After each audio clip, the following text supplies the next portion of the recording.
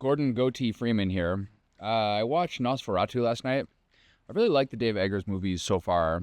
I think that Lighthouse was like the weirdest in a good way, and The Witch was the tightest. And I thought actually with like the larger budget of The Northman, it was a little bit, I thought a little messier. So here he comes again with Willem Dafoe, and I guess Anya Taylor-Joy was busy, so we got Lily Rose Depp instead. And the same father from The Witch is back in it. So there's some familiar faces for sure.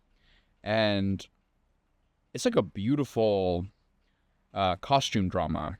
Like the way that people dress, I think it's like a pretty believable aesthetic, like the gothic city streets. I really enjoyed. And the like ship scenes in particular, incredible. Sometimes I think that talking this way is a little bit like lazy or vague, but it's like a movie about, I don't know, magic versus science. It's about like human nature versus society. You see a lot of these elements kind of clashing. He clearly really thought through the Nosferatu story to make it still like true to the period, but a lot richer. They really he's got another Sarsgaard in this one. There's a Sarsgaard in the last one too. So all the points are together there. Willem Dafoe especially is like so exuberant and having so much fun, and he's so much fun to watch on screen. There's a lot of like really good like sound effects of breath work. It probably over relies on jump scares for its tension, which I don't know, sometimes seems like a little bit of a cheap trick. The things that are really, I find myself really continue to think about is I'm surprised by the ending. Essentially it's basically kind of a story about marriage. It's significant that they're newly married.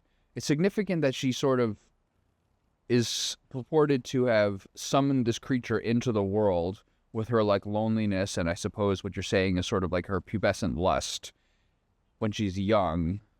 And she very repeatedly says that once Thomas comes into her life, those things go away.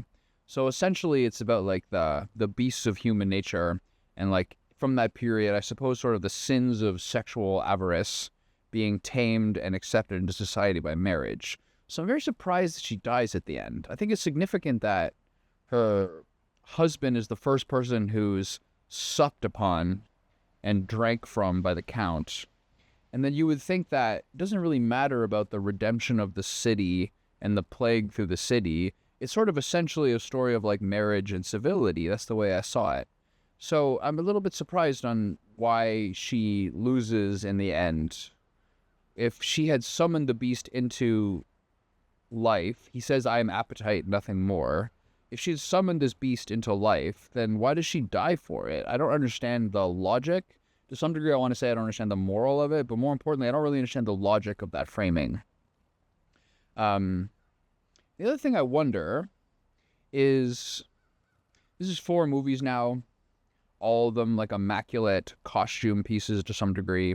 The last 2 of them sort of like a twist or a remake on a well-known concept. The next one is supposed to be called The Night.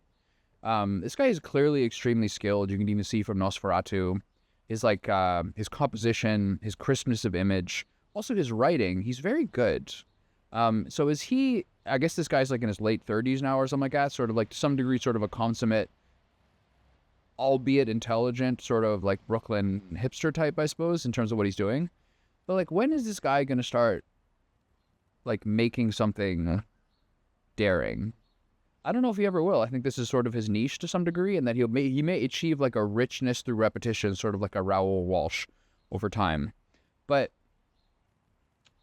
like I'm sometimes watching this. This is often something that I'm not the only person I think who like would not enjoy movies as much when they were stoned, because they would just see the actors acting. So maybe I've just smoked so much pot in my life that in moments like this, I have a little bit of separation. But like watching Lily Rose Depp, like arching her back and growling and drooling and crying and just being kind of weird. It looks good in a short clip, but over the course of the movie, I'm just kind of like, what are we doing here? You know what I mean? Like it's such a faithfully adapted tale and a rich, evocative, supernatural thriller, but there's so much more nuance and skill to like the real like emotions and complications of what life is like as a human being. And I am optimistic that he will find these moments in his later tales. But right now, it kind of seems like he's playing dress up a little bit. All right. See ya.